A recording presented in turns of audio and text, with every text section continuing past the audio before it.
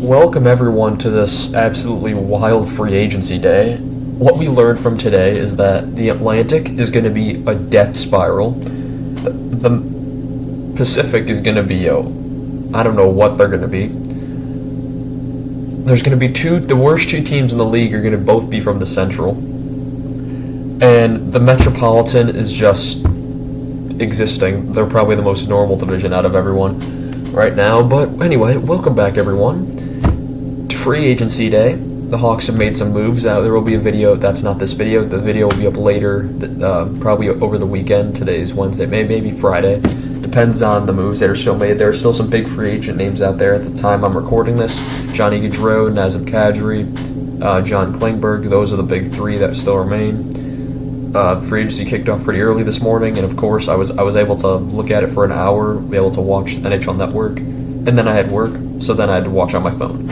So, yeah, we're going to do the 2013 What If today. Not much changes with the regular timeline, but that doesn't mean you shouldn't watch the whole thing. So, 2013, the Hawks win the Cup in real time, and they're still going to do it here. I'm already going to write that down. They win Cup, and that at this point will be their third Cup in the 5 seasons that's been going on, and 3 Cups in 4 years, making them an official dynasty.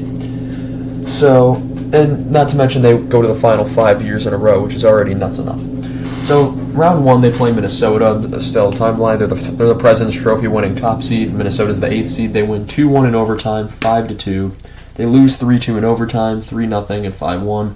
This Jason Zucker doesn't get the winner here. We're going to say Michael Frolik gets the winner, and the Hawks win 3-2 in OT. I'm just making Michael Frolik. That's the first name that popped into my head. And no longer need that Game 5 back in Chicago. So they sweep Minnesota in round 1. It's no surprise. But Detroit, nothing changes. 4-1, they win Game 1. They lose 4-1, 3-1, and 2-0 to go down 3-1. And then they fight back. They win 4-1, 4-3, and 2-1 in overtime off a Brent Seabrook OT winner. And against LA, nothing changes again.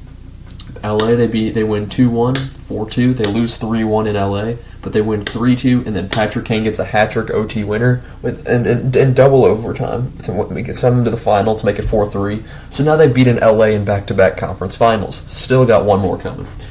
Boston, they win Game 1 after being down. It was 2-0 and 3-1 in the third. They win 4-3 in triple overtime off Andrew Shaw's OT winner. They lose 2-1 in overtime in Game 2. We're going to say, Bickle was a big player in these playoffs. We're going to say Bickle gets the OT winner there. So now they're up 2-0 on Boston. They go to Boston, they get shut out 2-0. Rask is a pretty good goalie after all. And then they win 6-5 in overtime. So now they have 3-1 going home to Chicago. Without question, I think they win Game 5. This isn't the same Boston team in 2011, nor is this the same Chicago team. It's actually kind of the same Boston team.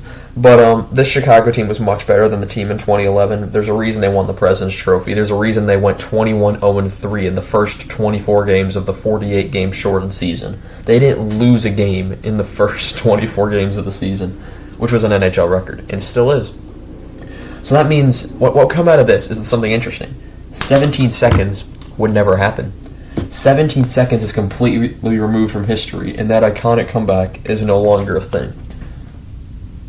So yeah, Chicago wins the series in 5, and they only lose then. Instead of losing 7 games, I think they lost 7, 1, 4, 5, 7.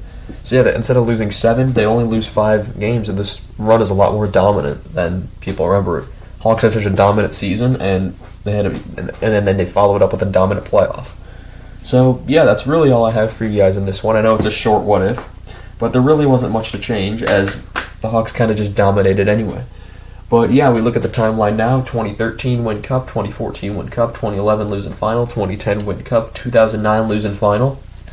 And I want you to comment down below, how many Cups do you think Chicago is going to win by the end of this? Because I still got to do, 2014's good. 2014 will be interesting because that's a big change. 2015 kind of stays the same.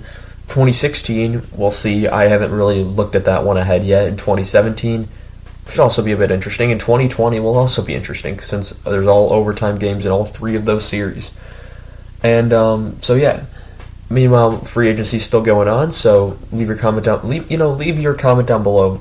Who has been the most interesting free agency signing today? We'll be doing a free agency video later in the week, as I previously mentioned. But that's going to be all. Remember to like, comment, and subscribe, and I'll see you guys all in the next one. Goodbye.